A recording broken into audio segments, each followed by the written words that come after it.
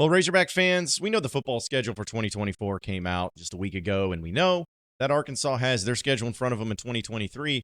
But with Texas and Oklahoma joining, people are wondering, why is Arkansas and Texas a rival? And who even is Arkansas's rival? Well, let's talk about it on today's Locked On Razorbacks podcast. You are Locked On Razorbacks, your daily podcast on the Arkansas Razorbacks, part of the Locked On Podcast Network, your team every day. And welcome into the Locked On Razorbacks podcast. I am your host, John Nabors. I am also the host of Out of Bounds. You can catch every weekday afternoon from 1 to 4 on 103.7 The Buzz and 103.7thebuzz.com. This episode is brought to you by FanDuel Sportsbook, the official sportsbook partner of Locked On. Make every moment more by visiting FanDuel.com/LockedOn today to get started. Hope everybody had a wonderful weekend, a wonderful Father's Day weekend, as I know that was something that was celebrated through many people out there, and just to call it belated, but happy Father's Day to all you dads out there, and appreciate you listening in. I was going through, there's going to be some updates that we give in baseball and also in some basketball too for Arkansas, and kind of things are kind of settling down a little bit in football. But, I was doing a radio show, and well, not my radio show, but I was on a radio show, I should say, this past Friday, and doing an interview with them and talking about the football schedule that Arkansas had. And they brought up something to me that kind of sparked something to where I was, kind of thinking about it and talking about it with some friends of mine and everything. And it has to deal with Arkansas and the rivalry that they have against Texas, because that is what got brought up. The point of saying this historic rivalry coming back, and they posed it as, okay, Arkansas, it looks like they consider this a rivalry. There's a lot of hatred there. There's a lot of history there for them. But is it actually a rivalry, though? Like, does Texas actually see Arkansas as a rivalry? And I feel like this question has been asked about almost every team that Arkansas in football, as we're speaking specifically about football, has been asked about when it comes to, okay, Arkansas sees them as a rival, but do they, the opposing team, see Arkansas as a rival? And that's a question that, of course, it's like, I can't just sit here and answer it for them and for their fans or anything like that. But I do believe, though, that Arkansas is, without question, the most unique school and the most unique athletic program out there. Everyone says that, and it's very cliche to say, but it is really true. Arkansas is one of the only major schools and major athletic departments to be the only Power 5 school in their state. In fact, in the SEC, it's really just Arkansas. That's the only ones that are in that state, and that are the only ones that don't have any other Power 5 schools. I guess maybe Missouri, if I'm not mistaken, unless I'm just missing something. But you don't have to battle very much, and I guess even to take one step further, you don't have any other professional teams when it comes to NFL, NBA, Major League Baseball, anything like that.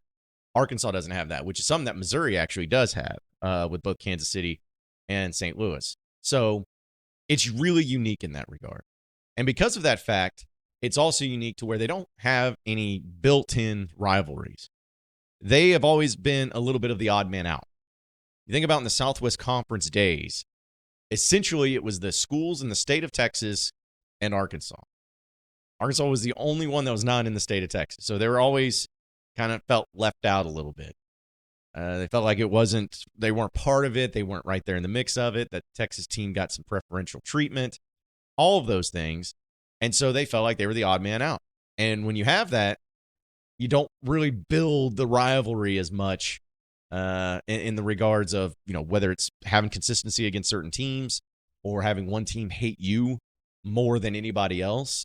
You just didn't have that because Texas, they had Oklahoma or Texas A&M. And then, you throw in Baylor and TCU, and then, Texas Tech, Texas A&M. Like, all the Texas teams just wanted to beat up each other, and they really didn't have any room for the hatred against Arkansas other than the fact that they weren't in Texas. So then you join the SEC, and once again, you're kind of the odd man out. South Carolina joined at the same time you did, but everybody else has been playing each other for a while and already have some built-in rivalries. So you didn't really have much history, or at least enough history to call it a rivalry against any of the other teams. So what do? Well, they're like, okay, well, the East opponent for Arkansas permanently, we'll just make them South Carolina since they joined at the same time. And then Arkansas and LSU can play each other at the end of the year. And then they got a trophy created for it, thanks to David Basil. The battle for the Golden Boot. Like it became something, and it tried to be something. And I think that there was a bit there when it came to the few years, like late 90s, early 2000s, mid 2000s, where that game, in a lot of cases, came down to whoever was going to win the SEC West. I forgot exactly which stat. It may have been like 5 straight years, something like that, where that game decided who got to go to Atlanta. And that kind of built into something. But then as time went on, LSU still had this, old rivalry with Ole Miss, for instance, like an old-time rivalry with them. They started to become a big rival with Alabama because of the fact that they were the creme de la creme of the conference, or at least in the division. They were winning the championships. They were having the most talent. They had the most epic games. And so that developed, and it really, again, wasn't room for Arkansas. So now it comes kind of to full fruition here, and then we know about the Missouri forced rivalry thing that's not there, and I don't believe it's there. But we come to this situation now where we're trying to figure this out as far as, who's the rival for Arkansas? Who is someone that they actually have a strong hatred for, and the other team has a strong hatred for them too? It's reciprocated. Well, the answer to that question for me is that Arkansas may not have just the one true rivalry. Like Texas, I believe, considers Arkansas a historic rival, but it's not the main one. It's like third on their list, maybe, because it's never going to pass Texas, Oklahoma, and it's never going to pass Texas A&M. LSU's the same thing. I think they consider Arkansas a rival, but they're never going to hate Arkansas as much as they do Bama or Ole Miss or even Florida, because I know they have a lot of history there too.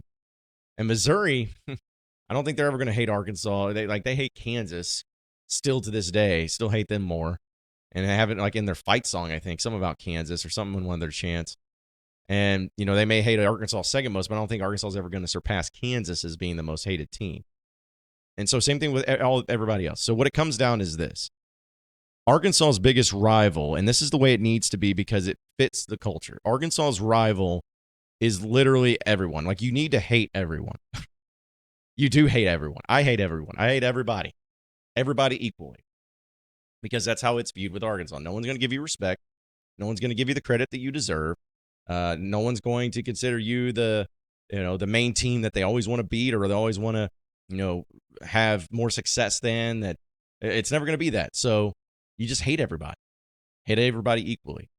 Now, I think that there's also teams like LSU, like Texas, like Ole Miss. I think those three right there are pretty big. Like, I would say consider them rivals just because of the history and the games and the traditions and everything too.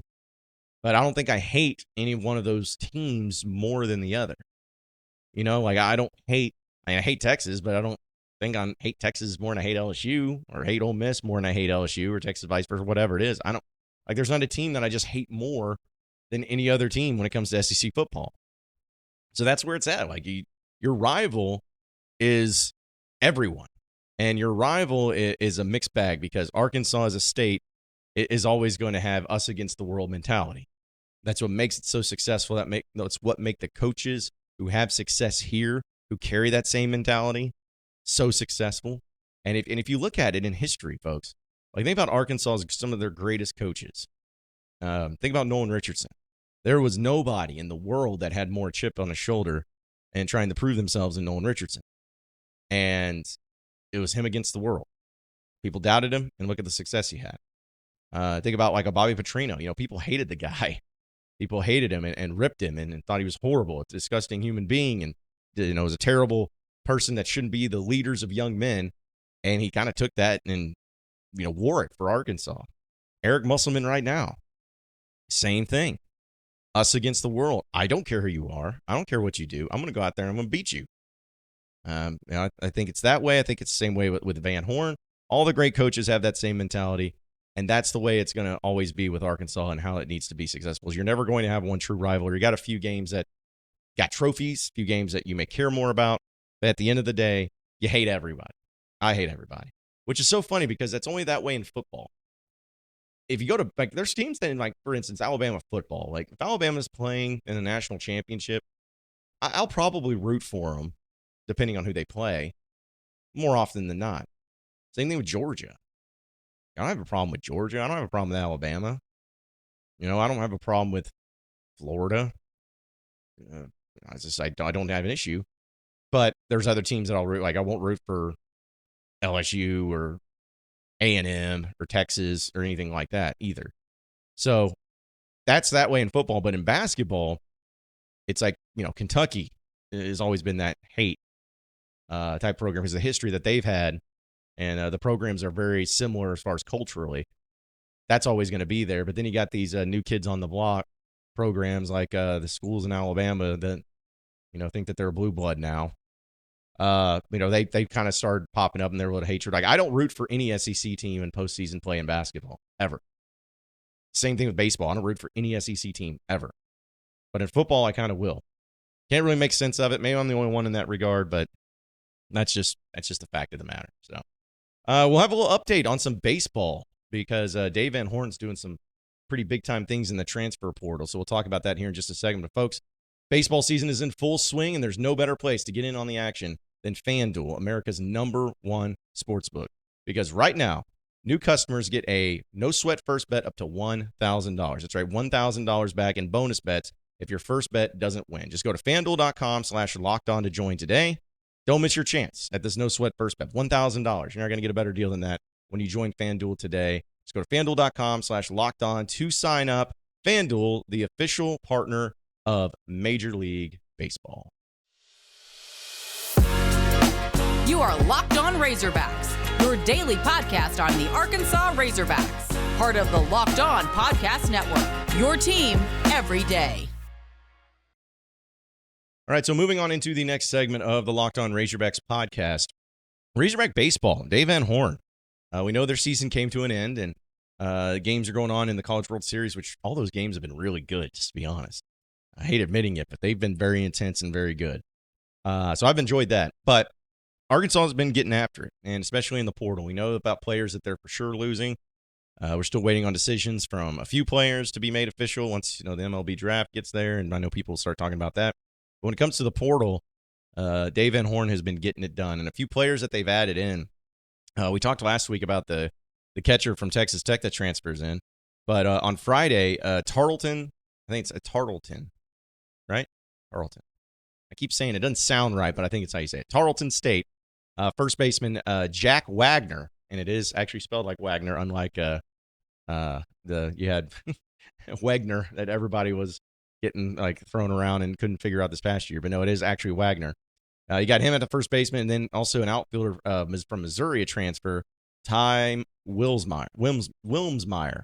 Both confirmed it on their Twitter accounts.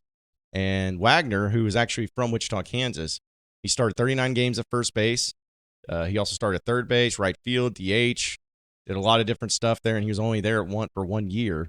And he is from Stevensville, Texas. He spent 4 seasons at Kansas he went to Tarleton State in Stevensville, Texas. He spent 4 seasons at Kansas from 2019 to 2022. So another Kansas guy, like in the connections there too. He batted .337 with 15 home runs, 8 doubles, 4 triples, and 56 RBIs. He drew 28 walks and scored 41 runs. And his .451 on-base percentage was a team high for the Texans. And his OPS was at 1.143. So very good. In fact, his notable performances is all according to HawkSports.com and Matt Jones. Was against actually Oral Roberts. He's in the College World Series. But he had a good game against them, 5 RBIs against them. He was also named National Player of the Week from Collegiate Baseball after he had 4 home runs and 11 RBIs against A&M and Grand Canyon. He also was he earned Western Athletic Conference Hitter of the Week on April 17th. He also missed the 2022 season at Kansas with an undisclosed injury, but definitely did a lot better here. So good addition there, especially at the first base, which feels like, Brady Slavens is not going to be back next year. At least that's what the vibe is. And so you may be seeing him go into there, but can do other things. Now, Wilmsmeyer is a guy that actually batted .311 with 10 doubles, a triple, 7 home runs, and 25 RBIs. He was the starting center fielder at Missouri and had 20 multi-hit games. There's also a team high. He was successful in 21 of 24 stolen bases, and his 21 steals are second most by an SEC player during the regular season, which is always good to get some additional bases there too. He pitched at Missouri and recorded a 3.52 ERA and 7 2/3 inning. And he says that he apparently told Rivals that it is unlikely he's going to pitch for the Razorbacks, so it doesn't look like that's actually going to be a thing. But they both have 1 season of eligibility remaining, and we know that Texas Tech catcher Hudson White is also the one that got committed to Arkansas. And then on top of that, too, there was another player where it was a shortstop from former Sacramento State shortstop. I'm going to try to say this guy's name. Sounds awesome. Wiema Aloy. I'm going to go with it. Apparently, he said that on Instagram on Saturday he committed to play for the Razorbacks. He's actually from Hawaii, so that's pretty cool. He's 6'1", 195 pounds. He bats and throws right-handed. He was the freshman of the year in the Western Athletic Conference and freshman All-American. He batted .376 with 14 home runs, 15 doubles, and 5 triples. His OPS was 1.089. He scored 69 runs, nice, and recorded 46 RBIs. He will be draft eligible following the 2025 season. So he's another big get. And so the point is that Dave Van Horn's doing a phenomenal job in the transfer portal right now, which is the silver linings of being bounced early from the postseason, is that you are able to go out there and get some guys that get ahead of the game a little bit. Now, there could always be the chance that some of these players end up, if they get drafted, they move on. Like we've seen that happen before too. But they're not wasting any time, and they're addressing all the needs that they possibly can. And it looks like the players that they are bringing in have been very, very successful at their previous stops, and look like they're going to be big gets for Arkansas as well. So hopefully Dave Van Horn keeps those coming, and we'll see how it plays out for the next few weeks. And once the draft gets here, then we'll really know exactly how that's going to go and how it's all going on there too. But we'll do a little bit of Razorback basketball update on the other side of the break here on the Locked On Razorbacks podcast, so stay with us. You are Locked On Razorbacks, your daily podcast on the Arkansas Razorbacks, part of the Locked On Podcast Network, your team every day.